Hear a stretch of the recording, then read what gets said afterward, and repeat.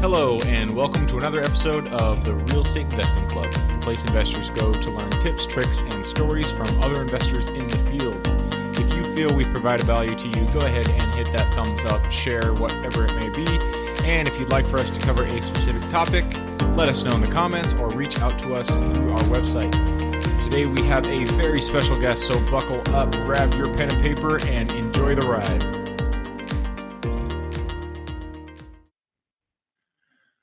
All right, we are live. Axel, thank you for joining us today. How you doing?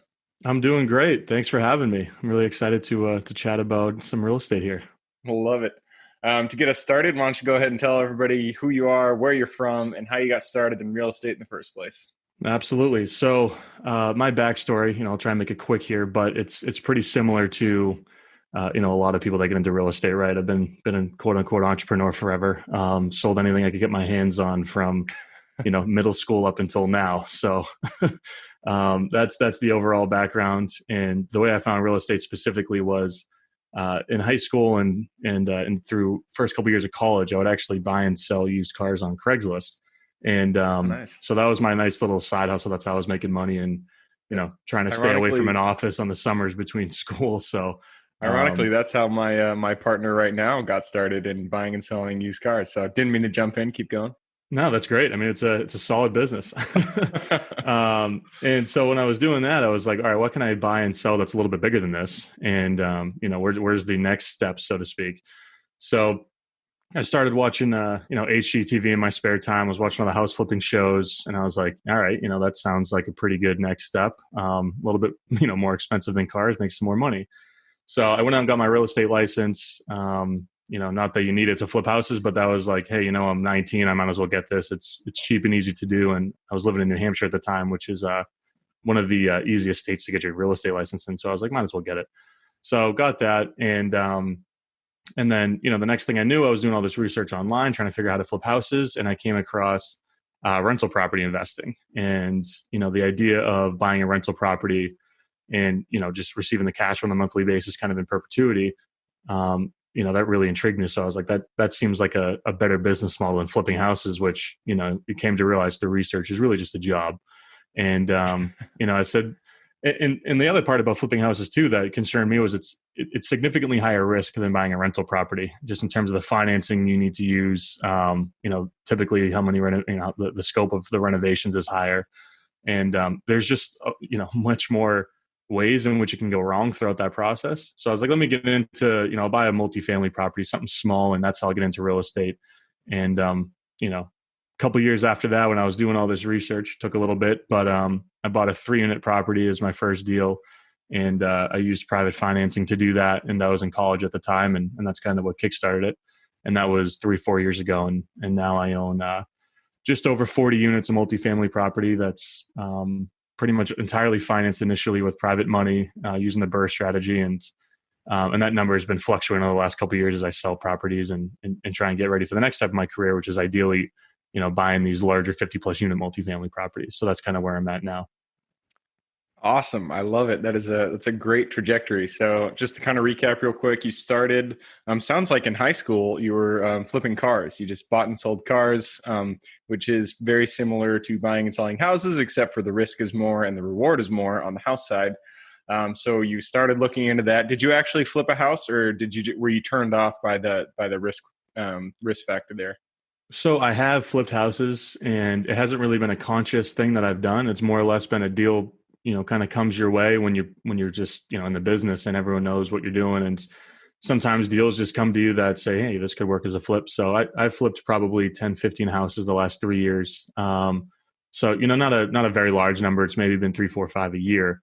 There's last year I did a little bit more, but it's certainly not my focus. It's something that happens. And if an opportunity comes up, great.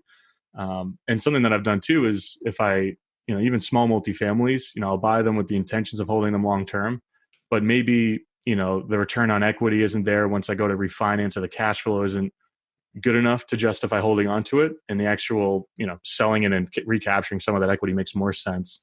So I've flipped, some 2-3 unit buildings, that I originally intended to hold on to. So it's kind of been an accidental flip. So But outside of that, no, I haven't, consciously went out there and, marketed to single family homeowners or anything like that.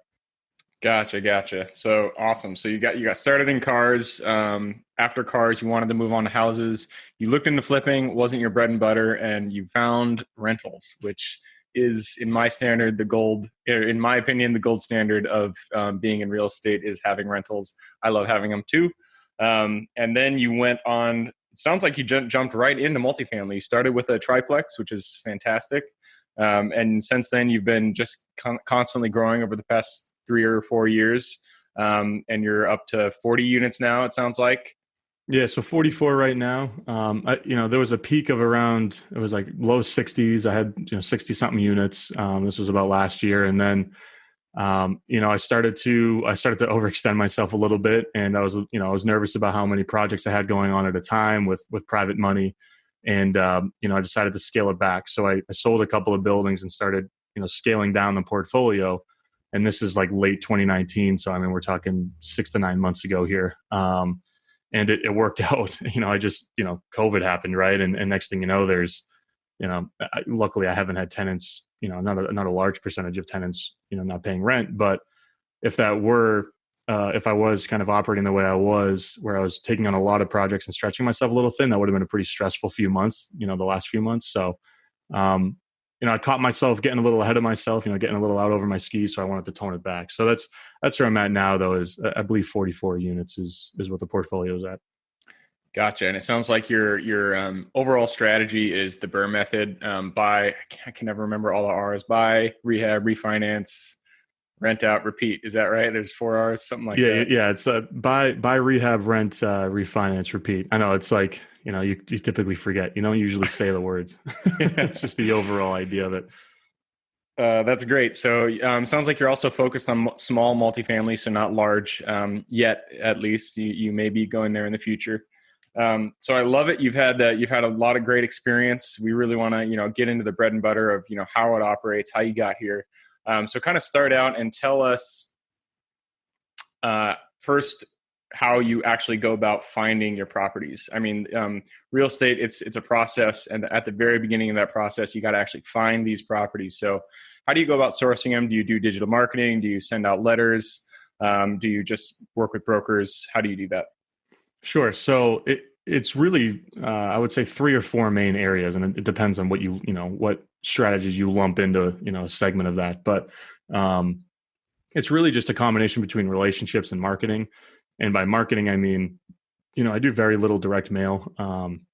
Maybe I have, and I'll take a step back too. My market that I buy in is a city in New Hampshire. It's called Manchester, and population's just over 100,000 people. And that's not a very large market, right? So if I were to run a list of all the 4 to 25 unit properties as an arbitrary number, I've done this, right? With very little kind of filters on it. Maybe just not having been sold in the last 3 years, that list is maybe 500 records. So, there's just not that many people that own the types of properties I'm looking to buy in that market, which is a reason I'm looking to go out of state now, because I've kind of tapped it out. And that's a whole nother topic. But so I've done very little direct mail. Maybe I'll send a couple hundred letters, quarterly to some owners, something I need to be more consistent with, but that has generated some deals. And it's worked pretty well, and it's multifaceted in how well it works. And that it does, sometimes bring a deal to the table, but it also just puts you in front of a lot of investors in that market. And, the interesting thing about doing direct mail to multifamily owners when you're trying to grow a portfolio is oftentimes you'll hit an owner that owns, the building that you pulled the record for, so to speak, as well as 5 or 6 other buildings in the same market. And, a lot of the people that I bought property from, I bought multiple properties from, and which has been pretty key. So that's one element, is direct mail. And then the other is text and email prospecting, which is relatively newer for me. So I'll find the owner, I'll do some internet research here to find their email address, I'll kind of troll through LinkedIn or do a Google search or look at their Facebook or whatever. There's a number of ways to grab someone's email, and then I'll just send them an email asking if they're interested in selling. And then the same thing with text prospecting. I'll reach out via text, I'll skip trace the records and get their phone number. Email has been pretty good. Text is like a coin flip, right? I'm pretty new in that. So I shouldn't say I have definitive results, but email works pretty well. And then the other is really just being conscious about building relationships with folks who are in front of people that own, multifamily property. And I could talk about this for a while, but this is really how I find most of my deals. And it's funny, right? Because when you're doing single family homes, whether it's rentals or flipping, if your seller is typically the seller of a single family home, you can reach those folks a lot easier with marketing. As the bigger the properties go, the more relationships become important in the lead generation process, right? So I'm like down in this 4 to 10 unit space, so it's a combination of marketing and relationships will bring you enough deals to keep you busy. As you go larger, right, you go 50, 60, 70 plus, that almost entirely becomes relationship based business rather than, marketing based. So I've struck this balance between using marketing and building relationships. And by relationships, I mean building relationships with investors and just, getting coffee with folks that own property and really just reminding them on a consistent basis that I'm looking to buy. So when they're looking to sell, maybe they know someone who's looking to sell, they call me. Building relationships with property managers. If they have an owner that's looking to sell, I'd love to be someone they call. Contractors, lenders, just folks that are working with people in the business a lot in different capacities, constantly reminding them that you're looking to buy is really key. So that's probably gotten me like half my business is just through relationships. And, without going too deep into this, a quick story on how I found, I think it was 9 units. This was a couple of years ago. It was three unit buildings. And it was this guy that did painting for me at the time. We haven't done business in a while. He moved, but nevertheless, I wish he didn't because he was finding me deals. But he was just like, he was painting the units of a ton of investors' properties in the area. And I just said, hey man, if you're painting a unit and you got an older seller who's maybe looking like he's or talking like he wants to get out of the business, give him my phone number. And he did that. And I found multiple properties through that relationship. So it's funny where it comes from, right? And it's, so for me, to make this long answer a little bit shorter, it's been a few strategic marketing channels, mainly email, text, and direct mail. And then the other half really has just been through, building conscious relationships with folks that are in the business.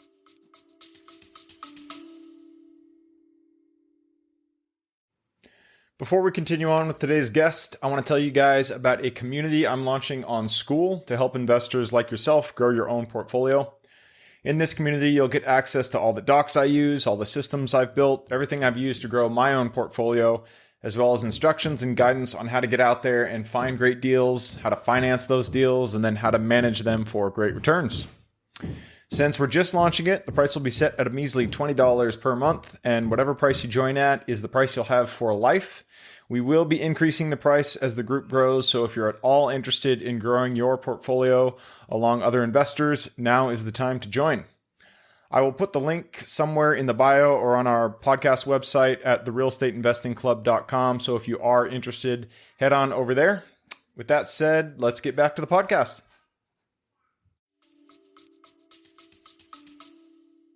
I love it. That's great. So it sounds like it's kind of 50-50 relationships and actual active marketing. And on the active side, you do letters, email, and text. And that's strictly to multifamily owners, sub 10 units. Exactly. So, the active marketing that I go out there and, pay for, put time into, the channels that you just mentioned are really, it's for 4 to 10 unit properties is really where I'm doing it. And there is still success there, like I was saying, where a lot of those deals still come through relationships, especially in a smaller market, like when I'm in Manchester, where there's just not that much inventory of those properties. You can pull a record of all of them, and maybe it's 500 to 1,000 names and actual addresses, depending on how you filter it. So it's, when it's that small of a pool, relationships are going to be really important. Whereas if you're, you mentioned you were in Seattle, right? I'm assuming that you will probably find a little bit more success marketing to those owners in Seattle because there's just a much larger pool to work with. So for me, I've had to strike a balance between the two. And, other things that I'm looking to do in the future, maybe cold calling or some kind of, content marketing with some kind of paid traffic piece to it. I'm personally just not convinced that will work really well for those types of sellers. But it's something that I'm looking into, but that, those channels have kept me busy enough and given me enough deals to, kind of chew on. So it's been good. Yeah, that's great. And I mean, that is one of the main reasons that I started this podcast, is to network with other investors and to remind people that we do buy multifamily and mobile home parks. So if you got one to sell, reach out to me. But okay, so letters, emails, and text. And it sounds like you don't do any digital, which seems to be a pretty popular thing these days. But I guess if you're only focused on one market, one smaller market, it would be less effective because, I mean, there's just not as many people there. So great. So that's how you find your properties. You reach out to people, you network with other investors, you do a little bit of active marketing. Once you find this property, actually before that, once you've identified the property, how do you go about deciding whether it's the property that you want to buy? Do you go on cap rate? Do you go on cash flow? What are you looking for when you're actually buying these properties? Sure. So I use two metrics to really quickly evaluate a property and, underwrite it, so to speak, in 10 minutes or less. In my market, price per unit is a pretty consistent metric to use to quickly just see if a property is going to, be worth pursuing or not. And then I can quickly do a cap rate calculation. So for me, let's say that I get a call from a guy that owns a 6-unit property. 6-unit properties in my market are typically selling for, if they were to go on the MLS and they were stabilized and everything was, all the CapEx was taken care of, the rents are at market, everything looks great to like a retail buyer. Typically between 80 and 100, 105 grand a unit is the range, depending on like bedroom count and what the income is. Pretty cheap. So say that again. That's pretty cheap. Yeah, it is pretty cheap. It's funny, right? You live in Seattle. I live outside of Boston, right? That seems insane to us, but that's typically where those properties sell for. And if they're 80 grand a unit, they're probably 1-bedroom units with lower rents, and if they're 105, they're probably 3-bedroom units with higher rents. So I know when I'm buying, okay, I got to be between 60 and 80K a unit when I buy. Maybe I put 5, 6, 7 grand in a unit. And then I buy a building at 60K unit, put 7 grand in, I'm at 67K unit. And then at, once you go to refinance, it'll appraise at 80, 85 grand a unit. Right. So that's how I look at things, if I'm going to look at a deal quickly. And then, it's similar to looking at a single family house that you might be looking to flip, right? You take what the after repair value is, and then you just subtract your repairs, you subtract how much money you want to make, and there's your offer price. So that's pretty much what I do with those. And if I want to look at it a little bit further, then I can look at it on a cap rate basis. So, I'll take what I believe the stabilized rents would be. I'll just divide it by 2, which, is a 50% operating expense ratio, which is a pretty safe number in my market. And then I'll get the NOI, and then I'll just divide it by what cap rates I've been getting in that marketplace. So in my market, depending on the street and the neighborhood, it's anywhere from a 7.5 cap to a 9 cap if you're in a tougher neighborhood. So I say, all right, this market's an 8 cap. The market rents on a yearly basis are 100 grand, 50 grand is going to be my NOI. Divide that by the cap. And that's what I would guess, my offer price should be roughly around, because I know that when it appraisers are typically going to use a 35 or a 40% expense ratio in my market. So that difference, I'll have some buffer there. And that'll get me in at, 80% of market value, somewhere in that range. That's like if I want to look at it in like 10 minutes, right? I can do those calculations, and then I know, hey, it's telling me that I can pay 400 grand for this property, but this guy wants 600. It's probably not going to be worth my time to give him a call and really just even pursue this. And then if those numbers are close, all right, then I'll go in further and actually get expenses and really look at the rents and see what they are, and further hone that down. I like it. There's a lot of things that jumped out to me, actually. So for one, it sounds like you use 50% operating expense ratio. We do 40, but 50 sounds more safe. And so you use 50% OPEX, and then you try to buy at a cap rate at around 8 to 9%, it sounds? Yeah, exactly. Wow, that's really good. And I forgot to mention there too, I'll just jump in real quick. So let's say, it's in a neighborhood where I think the cap rate is 8, that's what an appraiser would give it. That's what a retail buyer would pay. When I do my analysis, maybe I'll do an 8.5 or a 9 cap, and there's an extra little buffer there. And that really ensures that I'm getting in at below market value, and that there's going to be meat on the bone when I, add the value and bring everything up to a stabilized level. Absolutely. You have to build in your own safety margins per se when you're looking at properties. Okay, that's really interesting. So you use cap rate and rental values. How do you go about actually finding the comps for rents? Do you use Rentometer? Do you just pull up Zillow, kind of do a spot check? So it's funny, right? It's like I can't even remember at this point since I've been in such a small market for so long. You just after a while you're like, these are the rents, right? Yep. But it's interesting because I'm trying to move out of state and because I can't stay busy up in such a small market there. So I'm like having this problem right now. And the way I'm doing it currently is I'm using Rentometer. I use Craigslist, and what I do with Craigslist is filter down based on the same bedroom count.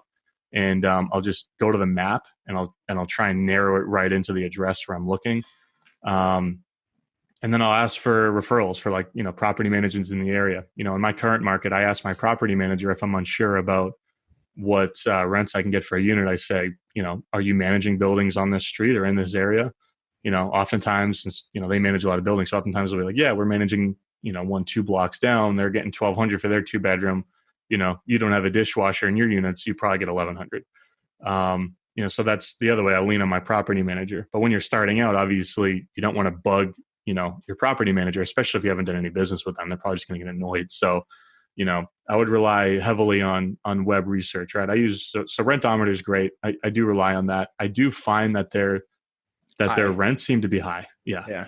In every market I look, that's the case. And I sometimes I'll, for just so that I can see what it says about my home market, Manchester, right? I'll go look at what it says. I'll put in one of my properties, what I'm getting for rent, and I'll see what it says. And it's like, your rent's extremely low. And I'm like, no, I know that's market rent for my building. So, so I'd be careful with Rentometer. Play it towards the lower end of that range, and you'll probably be safe. And then cross check it with other folks in the market, and maybe Craigslist or Hotpads or Zillow, depending on what site has a lot of properties in that market.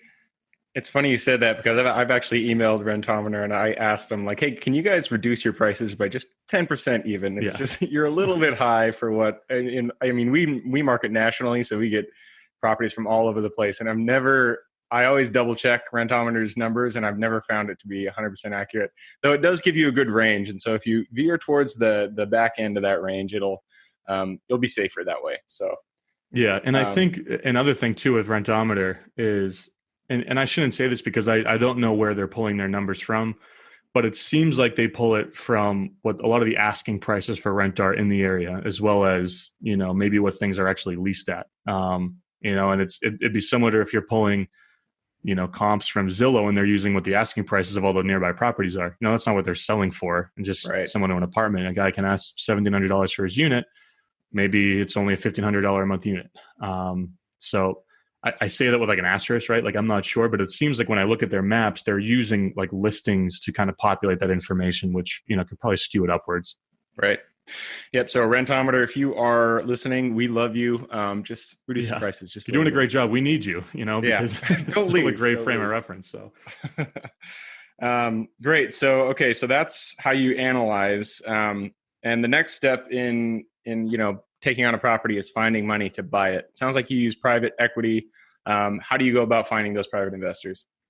Sure. So I use a lot of private money from folks that aren't in real estate.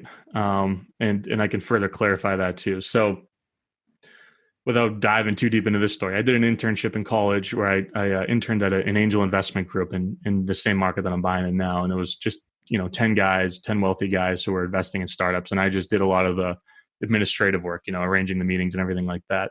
And I met a guy there who he did some real estate lending on the side. Certainly wasn't his like core business. It wasn't a structured business, but he worked with a couple of investors and he'd make loans at 10 to 12% interest. So he was actually one of my early investors, or lenders is the better word. So he was one of my early lenders. And I basically said, hey, look, if I find a deal that looks like this, would you be interested in lending on it? Despite the fact that I'm 21 years old and haven't done this yet. And he's like, yeah, if it looks like this and it's actually a really good deal and I'll run it by a couple people, yeah, we'll talk about it. And that was how I found, the first lender that I really worked with. And as time goes on and you do more deals, just be intentional about finding lenders. If you do a deal, put it up on LinkedIn or Facebook or Instagram and say, hell of a deal. These are the numbers. I thrilled to offer my investor on this deal, my lender on this deal, an 11% annualized return. And people are going to see that number and say, hey, if this guy's done a few of these, he probably knows what he's doing. I'd like to speak with him. So the way I found him over time is communicating what I've been doing in my business, like in a conscious way. I'm not bragging about like what I'm doing, but mainly just, putting up some content and having conversations with people in the market, talking about what kind of deals you're doing, what more or less kind of what the end results of them have been, and what the end result has been for the investors that have invested in them on a lending capacity. So that's really what I've done. And I've broken down finding lenders into three main categories, right? You either have high income professionals, a doctor, a lawyer, someone like that who's making a boatload of money. Stock market doesn't really do it for them. And they want to invest in real estate, but maybe they don't want the hassle of owning real estate. So why not lend on real estate? Or you have, and then you have the business owners who are also making a lot of money, but again, their focus is elsewhere. They don't want to be in real estate, but they like the idea of having some exposure to that and earning some above average returns.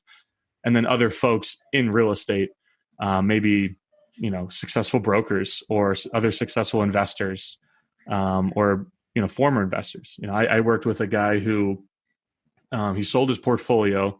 Unfortunately, not to me. I was a little late to that. But I met him and he said, yeah, I just actually sold a bunch of buildings. I'm sitting on all this money and I don't really know what to do with it. And I said, well, do you want to lend?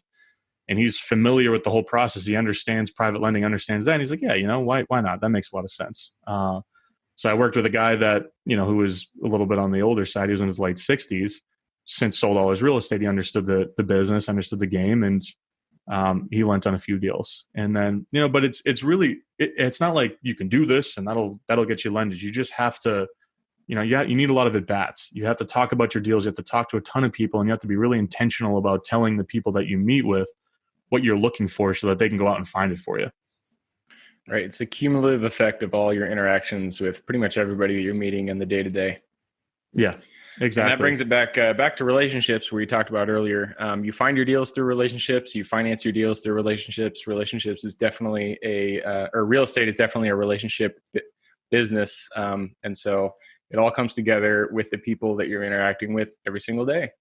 Yeah. And it doesn't even really need to be that hard either, right? So I'm working with private lenders. So, individuals who maybe don't have a company that they're lending out of, right? It's a less formalized structure and they're more negotiable, right? So you got private money, then you got hard money. And I've used hard money multiple times as well. And hard money might be easier for a newer investor because, you can just Google hard money lenders wherever you are and you'll find hard money lenders. And, their requirements are a little bit more structured and a little less negotiable, but that's an avenue to get into the business as well. So private money is a little bit better. It's a little cheaper, a little bit more flexible. It's the same thing as negotiating with an individual, right? Than a company. It's two different things. But if you do want to find lending to take down that deal, you can use hard money, and that's a little bit easier to find. Yep. And I've used hard money quite a bit in my career as well. It's a little bit more difficult. If you have private money, definitely go that route. But it's an option. If you need to take it down, jump on hard money. It's there for you. Exactly. So we're kind of at the last of the R's. I guess you haven't gone through rehab, but I'm gonna skip that one because it sounds like most of them that you're working on are relatively stabilized. So we're just gonna jump right to refinance. Refinancing is kind of self-explanatory, but if there are any, I guess, what do you do when you go about refinancing your properties? What's the process you use? Is there any specific bank that you feel like gives you better rates? And then once you get that money, I guess you're not selling them, so you can't do a 1031 exchange, but kind of take us through the process of the final R of refinancing. Sure. So refinance can be tricky, especially if you're newer to real estate and maybe you don't have. So I'll take a step back and describe my borrowing situation, which is a little wild. So I'm 25 years old. I've been doing this full time for a couple of years now, and even before that, I was working as an agent to kind of pay my bills while I was trying to get it off the ground. So my tax returns are just all over the map. My debt to income is crazy. I don't have that consistent W-2 that every lender that's going to sell the loan off to Fannie Mae or Freddie Mac like needs to see. So I don't fit in any of those boxes. So, even on a 3-unit building where you can get 30-year fixed rate financing on it, I typically don't qualify. So I've been forced to go out and use local community banks and credit unions to refinance on the back end of this process. So, my terms and my debt typically looks like, 20 to 25% down, so really the term would be 75 to 80% loan to value, rates in the mid to high 4s, which is higher than what you can get, on a 30-year fixed rate loan. So I'm paying a little bit more in interest, and 25-year amortization periods. So it's a little bit more expensive than that 30-year fixed rate, pretty Fannie Mae debt that's in the 3s in terms of an interest rate. But I just don't qualify for that. I've tried, I just don't. So I've had to go that route. And it's actually been a blessing in disguise, because doing refinances with commercial loans and commercial products from local banks is just a much easier process than working with a lender where you have to check a number of boxes in order for them to sell the loan off. So that's typically how I go about refinancing my properties. So, other pieces of this process are, you really have to be mindful that the appraisal, and the appraiser and the appraisal are like the biggest part of this entire process. You obviously have to buy right. You have to do your numbers right. You have to, rehab at the number that makes sense. And you have to, all of that you got to do, right? But that's all kind of in your control, more or less. The appraisal is not in your control. You can control it to an extent, but there's still an element of it that's out of your control. So, for me, I've really focused on doing my best to get the appraisals where I need them to be. So when I do an appraisal, I bring the appraiser like way more documentation than I know any other investor does, like an itemized list of all my costs with these, or my itemized list of upgrades with their associated costs, what I've done to the unit in the building. And I'll literally like write out a story of what the deal was, where I found it, what the seller situation was. Why did I buy it at such a low price? Because you're going to get this question every single time you do this. Well, you bought this at 200 grand, you only put 40 grand into it. Why do you think it's worth 300? Like and you got to have an answer for that, right? So I say, I bought it from a distressed seller. It was a distressed situation because the seller and his partner co-owned the building and they had a falling out and they needed to liquidate. So that's why I'm buying it at 200K, and this is what I did to the property. This is how much I raised the rents. This is how we increased the tenant profile, and then just really tell a good story, provide evidence of what you've done, and then also provide comps as to what you feel are good comps, right? And then don't pressure the appraiser and say, oh, this is like the perfect comp. Like you gotta use this one as like the main one. Just provide them the information that helps your case and let them do their thing and just be pleasant throughout the process. And that's helped me get the numbers that I need in appraisals. Because if a number comes in low, and maybe you have to bring cash to the table, and maybe it's a substantial amount, 10, 20, 30 grand, for the sizes of deals that I'm doing that I've been talking about, that's pretty substantial. If you don't prep for that, it can really, you can find yourself in a tough spot, especially if you don't have the money in the bank. So, those are the things that I really prioritize on the refinance. And a lot of that, becomes easier with time and repetition. But, I think those are a couple of big tips is, local banks are great when you're doing these refinances, especially when you're doing a volume. They can just, they can be really flexible on the terms and the programs and everything they offer you, and they keep that loan in-house. And then don't be lazy when it comes to the appraisal. Do a ton of work to help that appraiser give you the number that you need. I love it. So you work with local banks, and then you really, you put in the effort to build a picture, to paint a picture for the appraiser. It sounds like you go into incredible detail with the rehab that you did, the comps that you think are apropos to the property. And you really help him understand, take him along the journey that you went through when you purchased the property, and rehabbed it, and now are being reappraised. So I love hearing that. So this is, we try to keep this show to around 30 minutes. So I'm going to move us along here just a little bit. I do want to hear just one experience from you. I love to hear, we all know real estate. It's a roller coaster. You got your ups, you got your downs. And it's just part and parcel to the game. So take us to one of the lowest periods that you had, so far. And then, tell us what was the main lesson that you learned from that experience. Wow. Yeah. And I mean, I have the perfect scenario. I didn't know this question was coming, but there's one experience I've had and one deal that I did that was like a complete masterclass seminar on how not to do a bunch of things. So the first flip that I tried to do, and this has really turned me off of flips since then, and I only do them if it really makes a lot of sense, was a foreclosure. It was a foreclosure duplex in a really great town in the seacoast in New Hampshire, and the deal itself just needed a ton of work. And like I just tell every investor, like if you're going to do your first deal, make it one that doesn't need that much rehab, because that's really where you're going to lose your shirt if you don't have the experience and don't know what you're doing. So the rehab went way over budget. It was just over my head in terms of what was involved. And a bunch of things that were, kind of out of my control happened where like while we were under contract, the pipes burst. This is the Northeast in the winter. So I had a bunch of mold in the basement when I took over. And the first contractor I hired was stealing materials, and that was a mess. Second one I hired was doing 6 jobs at the same time. I always ask, I say, how many jobs are you working on right now? Because speed's obviously important with these deals. Oh, I got nothing going on right now. I can work on this deal. And it was like a referral from like a trusted investor in my network. So I was like, all right, this will be good. Turns out he was doing 6 jobs. A couple of his guys quit. He was spread thin. He was only at the job site once or twice a week. So I was in this project for I was in it for a year. It took me a year and a half to sell it.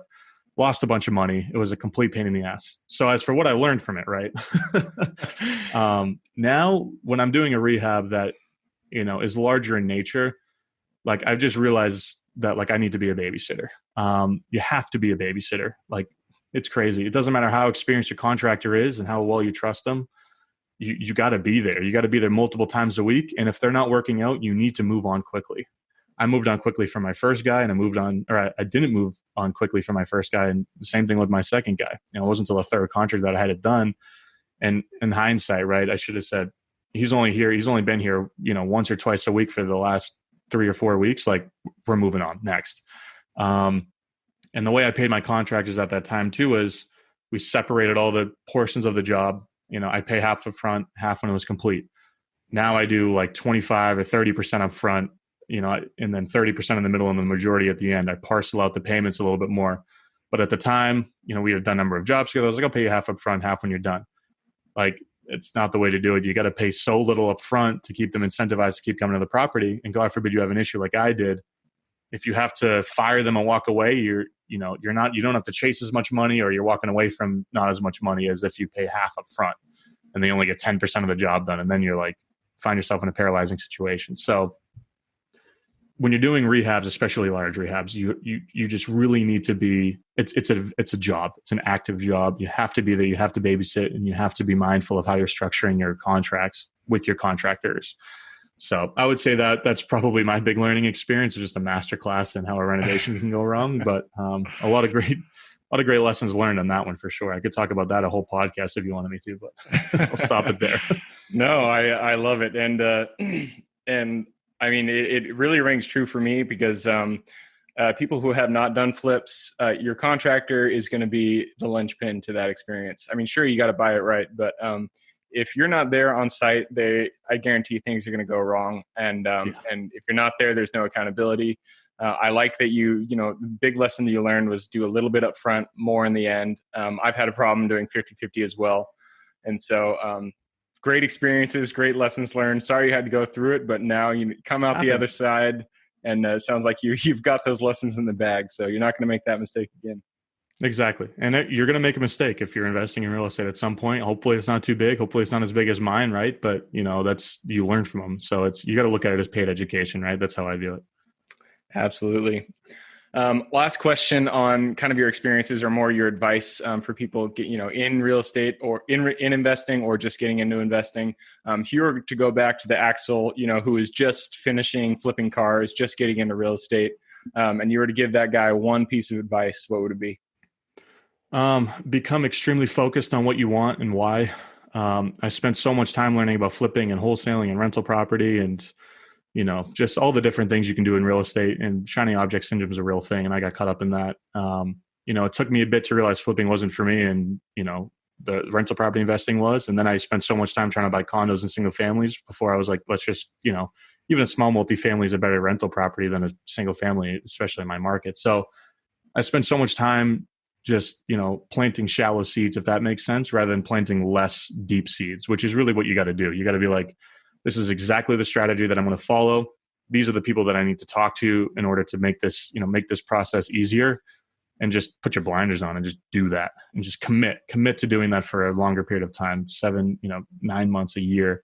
I'm not going to try and flip houses. I'm not going to try and wholesale houses. I'm just going to look for multifamily properties. And once I did that, I started to get some traction. But I spun my wheels probably from age 19 to 21. And then even after I bought that first property, I was still like, oh, maybe I want to flip houses. A $40,000 check will help me buy rentals. And it does, but it's harder to find the rentals when you're doing that. So I would have just been a little bit more clear about what I wanted and what needed to be done to get there. Absolutely. And I loved one thing you said. You said, put the blinders on. And that is, I've had shiny object syndrome, or whatever that thing is. I've had that happen to me multiple times, especially when you first get into real estate. There are so many different ways to go about doing this game. There's different asset types, different strategies. You could loan, you can buy, you could wholesale. And when you just get into it, you just want to do it all, but that's not the way to do it. Choose one strategy, put the blinders on, and go towards it, because that's the way that you actually get good at that one thing. Exactly. Awesome. Well, Axel, thank you very much for coming on the show. I appreciated it a lot. And I'm sure everybody listening and watching did as well. We all need things in our lives. You're no different. You've already given us a lot. So if someone were to bring something to you, what would you want to receive? Oh, that's a good question. Well, first of all, I appreciate you having me. Second of all, to answer that question directly, it's deals. Who doesn't want deals, right? I like to work with folks that are newer investors and kind of show them how I find deals, and the processes that I follow. And then I basically just teach folks how to do that. And if you find a deal you want to bring with me, I'm happy to partner on it with you, happy to pay you for that deal. Learn something, make some money. And as I'm looking into new markets, specifically a couple of markets in Alabama, a couple of markets in Northern Florida, and, really the Southeast, as I try and buy larger properties, I'd love help in doing that. And if anyone's listening to this in New Hampshire, probably maybe a handful of any, but always looking for deals up there as well. So feel free to reach out to me. I'll show you how I find deals, give you the playbook. And then once you do find one, if you want to, wholesale it, if you want to take it down yourself, I'm happy to be a resource for that too. And I can, I don't know if you have a segment for this, but I can kind of share how people would connect with me, and if they did do that.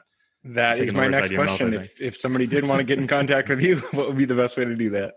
Sure. So you can find me on Instagram. It's at Multifamily Wealth. Or you could just search Axel Ragnarsson. You'll find me on there.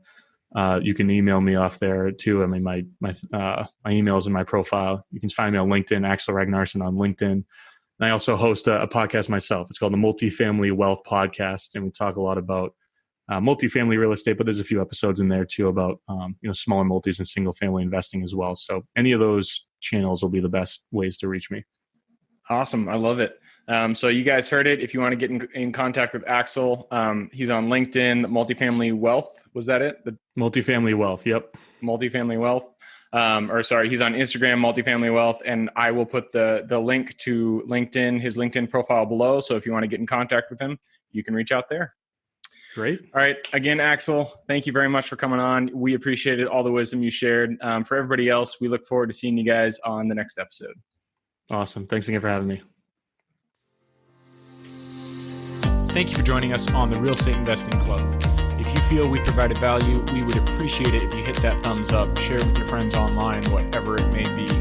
If you'd like to share or partner with us on an investment deal, we are always looking for quality projects. Go to www.therealestateinvestingclub.com to get in contact with one of our partners. Otherwise, I hope you guys have an absolutely fantastic day, and I look forward to seeing you on the next episode. All right, before I officially sign off, I have a quick announcement to make. If you're interested in becoming a passive investor in one of my deals, my own company, Kaizen Properties, is looking for capital partners for our upcoming projects. We invest in what are known as recession-resistant assets, mainly self-storage facilities, mobile home and RV parks, and industrial properties. If you're interested in investing and would like to learn a little bit more about my company, our investing criteria, and some of the previous projects we've done, Go to the Real Estate Investing Club podcast at therealestateinvestingclub.com and scroll all the way down to the bottom of the page. Click on the Invest With Us button. That'll pop up the investor form. Fill that out, and we will reach back out to you as soon as we can. Or if you prefer a little bit more of a personal touch, you can reach out to me at gabe@therealestateinvestingclub.com. So really, that is it. Again, it was a pleasure hanging out with you guys during this episode, and I look forward to seeing you on the next episode.